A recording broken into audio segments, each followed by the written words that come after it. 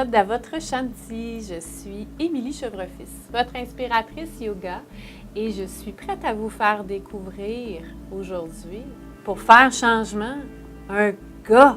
Patrick Desrochers, fondateur de Samsara Hatha Yoga, avec qui j'ai envie de m'entretenir justement sur le yoga et ce côté-là du yoga qu'on trouve un peu plus féminin ici en Occident.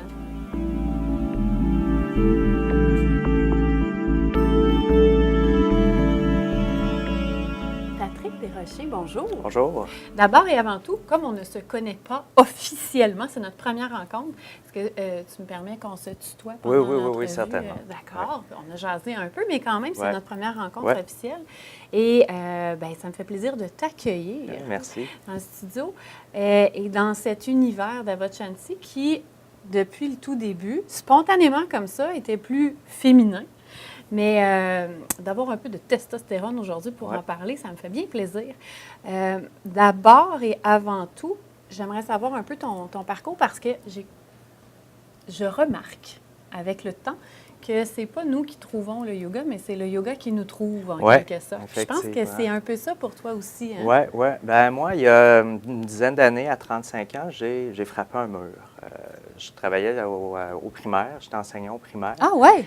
Oui. Puis, mal de dos, problème d'estomac, donc le stress, 6 mois d'arrêt de travail tout d'un coup.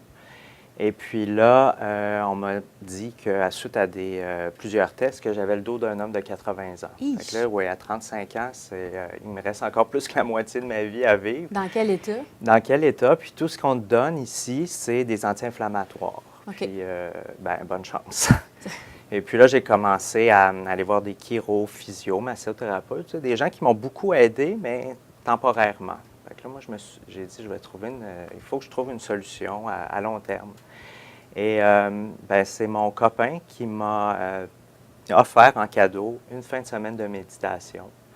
Et puis, ça a tout changé. Ça a commencé comme ça parce que j'ai commencé à voir la lumière au bout du tunnel. Les douleurs ont commencé à diminuer. Puis, bon an, mal an, là, on m'a conseillé de faire du Hatha Yoga. Puis là, je me disais, du Hatha Yoga.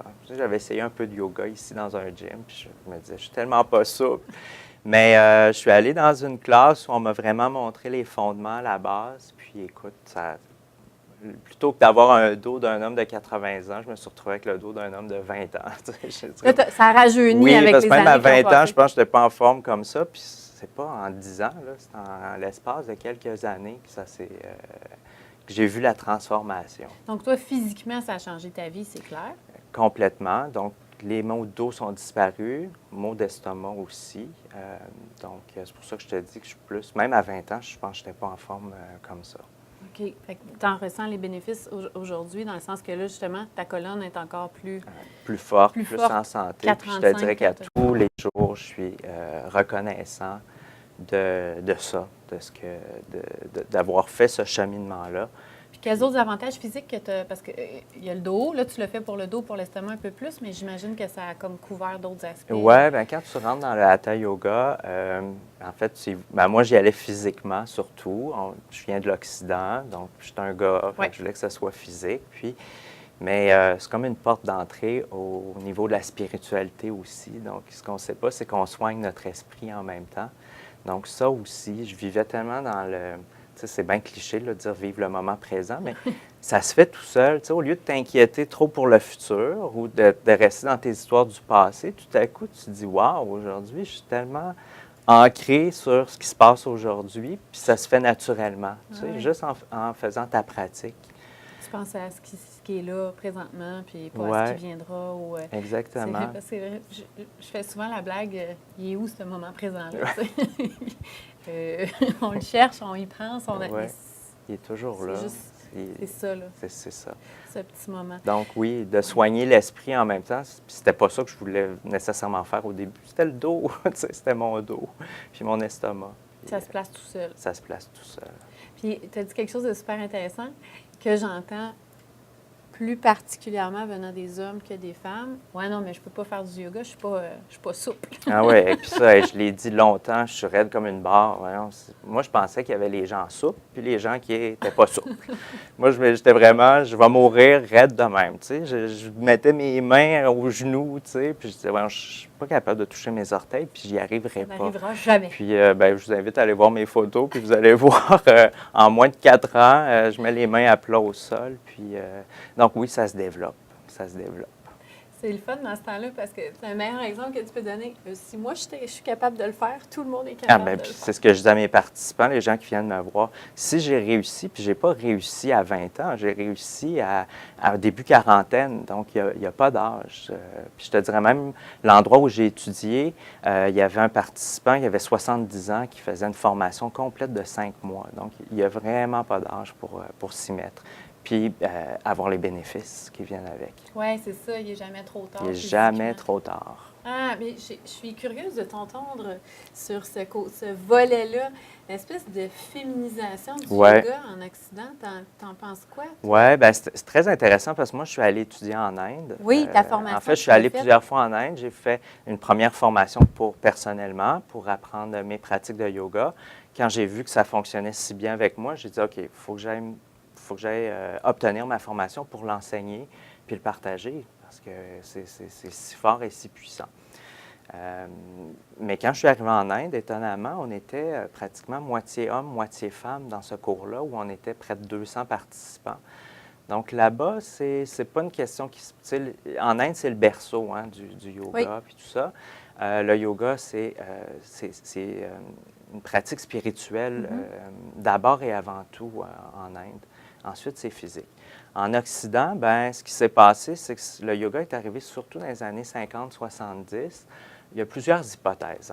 Il y en a qui disent que c'est parce que les femmes étaient à la maison, avaient plus de temps, donc se sont mis au yoga plus rapidement, avec des classes ou même à la maison. Puis on sait, il y a des vidéos, il y a des livres, c'est facile. Une autre hypothèse, les femmes sont plus orientées vers leur intérieur, plus sensibles à leurs sentiments. Puis, donc, ont adhéré plus rapidement à ça. Puis les hommes, en voyant ça, se sont dit, c'est pas assez physique. Tu sais, en Occident, les gars. Puis moi, le premier, au début, je cherchais une pratique physique. On soigne le corps en faisant de l'exercice. Oui, il faut suer abondamment. Oui, il faut suer. Puis, donc, tranquillement, c'est ça, il y avait plus de femmes, puis je pense que les hommes ont vu ça. Donc, pas que ça leur a fait peur, mais en voyant les photos, puis je pense qu'aujourd'hui aussi, quand on regarde les réseaux sociaux, on voit souvent des filles faire des belles postures de yoga, puis tout ça. Donc, des postures qui s'apparentent à des postures de cirque. Oui, exactement. Alors que le yoga, c'est pas juste ça. Il y a tout. En tout cas, ça sera un autre sujet. Un volet, mais voilà. Donc, les hommes, je pense qu'en voyant ça, se sont dit, bon, non, c'est peut-être trop facile ou je ne vais pas trouver mon compte dans tout ça. Alors que non, moi, la semaine passée, j'avais une classe où j'avais 4 gars, puis, ils ont dit, OK, selon les pratiques, ils ont sué. Puis, ils ont aimé la pratique. En faisant du yoga. Donc, ce serait ces hypothèses-là, mais j'espère et je pense qu'il y a une ouverture. Quand on vient à Montréal, par exemple, dans les plus grands centres urbains, je pense qu'il y a de plus en plus de gars qui pratiquent. Je parlais avec justement un gars ce matin qui me disait qu'il avait commencé le yoga, puis qu'il allait avec un ami, un autre homme, donc tranquillement. Mais il y a du travail à faire encore. Oui, il y a des gars qui s'arrêtent. Oui, bien, en quelque sorte. Puis je me demandais, parce que dans tous les cours que je donne, puis tu sais, il y a des semaines où je vais donner 15 cours différents, je commence à avoir un gars par-ci, par-là. J'ai un cours où j'en ai 3, justement. Mais j'ai un groupe d'hommes exclusivement. Ah, OK, ça, c'est intéressant. Mais c'est eux qui m'ont demandé, ils sont 10-12, c'est eux qui m'ont demandé de fermer ce groupe-là pour hommes seulement. Puis je trouvais ça drôle parce que c'est pas les femmes qui ne veulent pas que les hommes s'intègrent au groupe, au contraire. Au contraire. Mais c'est les hommes qui, c'est comme, justement encore la petite bulle fragile de, je suis prête à aller explorer, mais je suis pas sûre que c'est ça. Puis après, je sais pas, mais d'après toi, est-ce que c'est plus attirant pour un gars le fait que toi, tu sois un gars, tu sais, d'aller vers un prof? Possiblement. Moi, j'ai beaucoup d'appels d'hommes, puis je pense qu'avec mon histoire aussi, ils font que, ils ont des problèmes de santé, puis ils se disent, ça a fonctionné avec Patrick. puis ils vont plus s'ouvrir. Ouais. Donc, c'est sûr que tout ce côté-là de mon expérience, j'attire des gars, mes photos aussi, évidemment. Puis, j'ai commencé à faire une offre aussi avec des sujets, bien, je dis des sujets, peut-être des pratiques qu'ils vont faire ou des titres de pratiques qui vont faire que les hommes vont se sentir que c'est moins, tu sais, yoga à la lune des fois, ou yoga, tu sais, coucher de soleil, ça fait plus romantique, puis tout ça. Alors que si tu écris yoga pour la santé du dos, ça devient plus pratico-pratique. Puis là, les gars, ils vont m'appeler, tu sais. Puis là, ils vont dire, OK, moi, j'ai des problèmes de dos. Pour la forme physique, pour le dos, j'ai remarqué que tu ciblais. Oui, puis en Inde, notre gourou nous a dit, utilisez les titres pour attirer les gens. Puis après, tout va se faire tout seul. Ils vont commencer, puis ils ne se rendront même pas compte qu'ils font du yoga puis qu'ils font de la méditation. Mais oui, tu sais, d'aller chercher des titres accrocheurs, justement, pour... Plutôt que des titres en sanskrit qui sont très beaux, là, je trouve ça très poétique. Qui sont très beaux, très poétiques, romantiques. Les filles vont accrocher ça, puis j'en ai de ça aussi. Mais les gars, ils ont besoin de quelque chose, tu sais, yoga fit ou dans la fitness, façon de le dire. Ou, tu sais, dans la façon de le dire. Est-ce que tu penses que ton approche va être différente aussi avec eux dans ta façon de t'exprimer? Ou... Non. Je pense que je vais garder la même façon d'enseigner. Mais je pense que oui, dans les titres ou la façon d'approche, le marketing. Charmer. Tu sais, trouver les mots aussi pour les attirer. Okay. Puis quand ils viennent au cours, ça reste le même cours que les femmes, que ce soit femmes ou hommes, vont faire. Mais ça me fait penser à autre chose. Parce que, tu sais, pour le ventre, justement, une femme, quand je lui parle du sommeil, tu sais, du fait que ça va l'aider à s'endormir le soir, elle est déjà vendue. Tu sais, les femmes ont de la difficulté à s'endormir plus que les hommes le soir. Ou la gestion des émotions. Ah, là, tout à coup, tu sais, on vient de toucher un point sensible. Puis, c'est quoi les avantages que tu penses, là, plus particuliers ou plus spécifiques aux hommes? Tu veux dire pour les attirer dans une classe de yoga? Bien, comme je te disais, moi, je connais beaucoup d'hommes en vieillissant qui ont des problèmes de dos, des bobos. Donc, il faut y aller spécifique sur les problèmes, tu sais, plutôt que sur, comme tu dis, les émotions. Est-ce qu'on va attirer plus les femmes? Donc, tu sais, je reviens à ce cours-là. Donc, oui. Puis, j'ai un autre cours qui s'appelle Angamardana, qui est vraiment un programme, tu sais, c'est des postures plus rythmées, qui vont être axés plus sur l'entraînement physique, justement, le développement physique. Donc ça, les gars, en voyant ça, vont faire OK. Puis j'ai une vidéo, puis il y a un gars, justement, qui fait les pratiques. Donc, tu sais, d'être capable de s'identifier. C'est sûr que si un homme va sur un site web, Facebook, peu importe, puis qu'il voit seulement des filles toujours pratiquer, il ne va pas s'identifier, puis il va se dire... j'ai pas ma place ou j'ai pas le goût, tu sais, je vais être mal à l'aise. Mais en plaçant justement ces titres-là, ces noms-là et plus de photos d'hommes en train de faire du yoga, bien, je pense qu'on va être capable d'aller les chercher un à la fois, je me dis tout le temps ça. Mais moi aussi, j'ai des classes maintenant, puis c'est même pas parce que je le ferais juste à des hommes, mais j'ai une classe cette semaine, il y avait 5 hommes qui sont inscrits en même temps, puis ça a donné comme ça. Fait que, voilà. Ah, puis une pratique, tu disais, mais si tu avais à proposer une pratique plus spécifiquement pour les hommes, est-ce que ou une pratique, ou une posture, ou une famille de postures? Oui, en fait, dans le yoga que j'enseigne, c'est vraiment... moi, je prends le temps de parler toujours avec les gens, puis je vais les orienter selon ce qu'ils recherchent ou le type de problème auquel ils font face. Donc, pour les hommes. Mais je sais que si un homme m'appelle, je vais plus y aller vers mes pratiques actives. Tu sais, Surya Shakti, qui est une salutation soleil très active, qui bouge. Je reviens avec Angamardana aussi, qui est un entraînement complet de yoga. Donc ça, en leur montrant les photos, les vidéos, je sais que je vais plus les accrocher que si je vais avec une série d'asana qui est plus longue, on est plus dans l'étirement au sol. Ça ne veut pas dire qu'ils ne vont jamais vouloir l'essayer, mais après, tu sais, une fois qu'ils rentrent, c'est ça, c'est comme moi, une fois que je suis rentrée, je ne savais pas où ça allait m'amener, puis pouf. Est-ce que tu en as une préférence, toi, pour une certaine pratique ou une posture ou une famille de... Non, plus maintenant. Même mes postures débutantes aujourd'hui, j'ai du plaisir à les faire encore. Je viens d'une école assez rigoureuse, qui est le Isha Yoga Center en Inde. Puis, je fais toutes mes pratiques à chaque semaine. Donc, tout ce que mes participants font, moi, j'y goûte aussi encore. Mais c'est sûr que, comme tout être humain, il y a des matins que je vais me réveiller, que je vais dire, OK, je me sens un peu plus fatigué. Je vais y aller plus vers une série d'asanas où on va étirer, plus dans la douceur, le calme. Puis il y a des après-midi que là, je vais me sentir plus énergisé, puis là, je vais y aller pour une pratique plus active, plus un entraînement. Donc, c'est d'être à l'écoute toujours de son corps. Puis c'est ça la base du yoga. C'est toujours s'écouter, puis c'est bon le corps a toujours les réponses. Exactement. Oui, ça, c'est vrai. Ouais. Puis, Samsara, bien, j'aimerais ça que... Parce que tu n'as certainement pas choisi ce beau mot sanskrit pour rien, Samsara Hatha Yoga.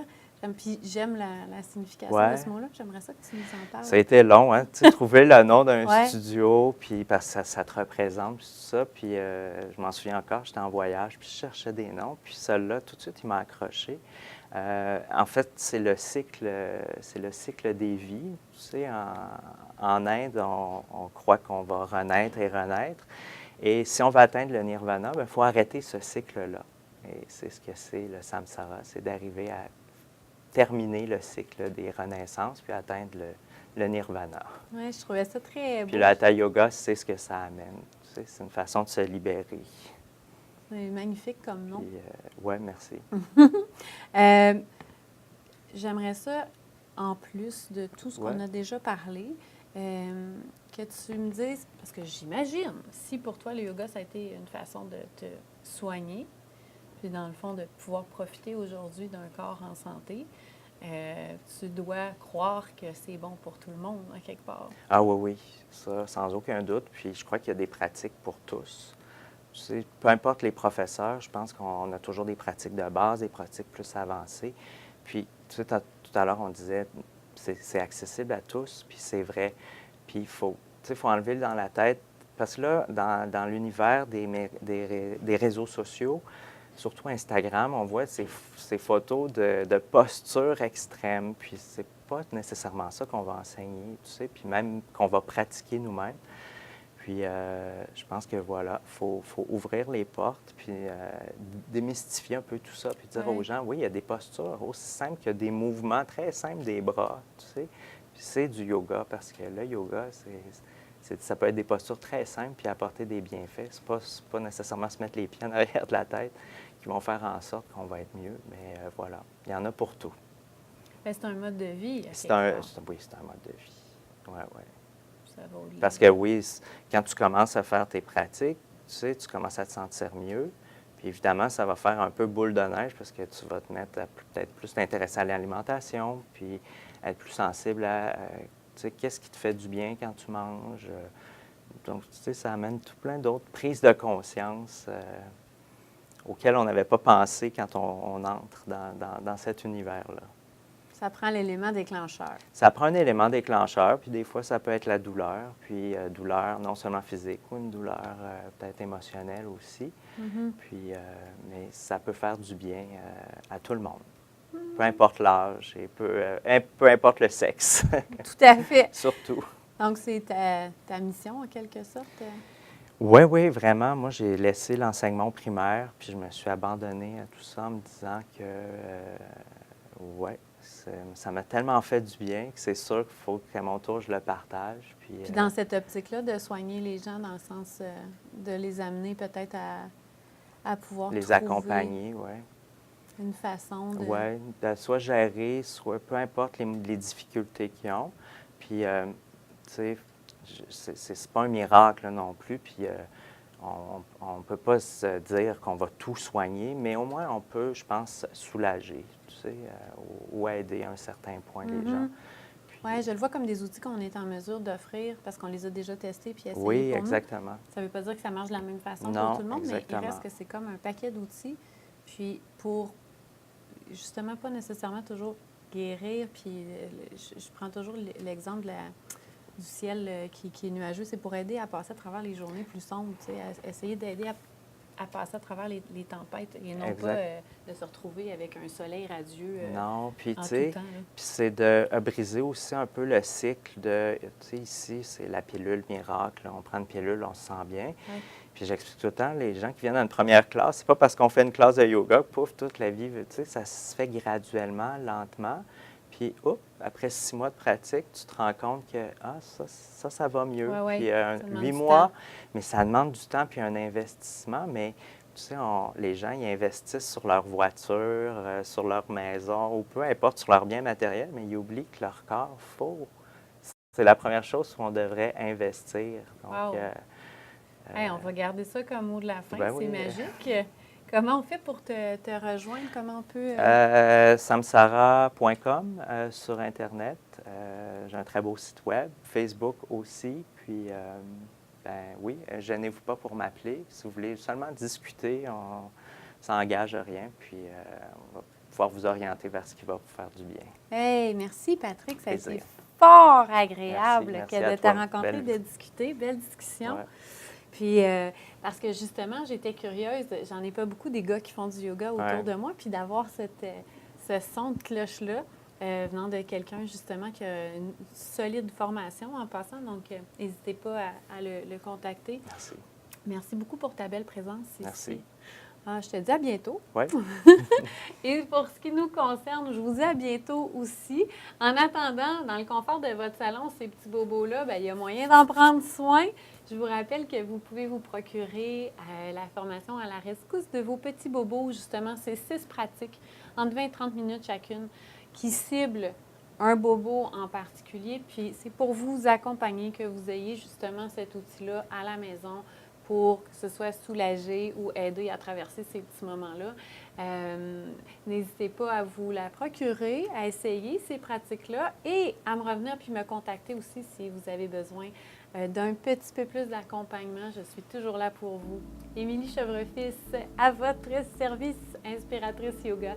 Ça me fait extrêmement plaisir de jaser avec Patrick et avec vous en espérant que vous avez appris des choses puis que ça vous a peut-être donné envie de fouiller un peu plus aussi, messieurs, autant que les madames aussi. Namasté, une excellente journée à vous.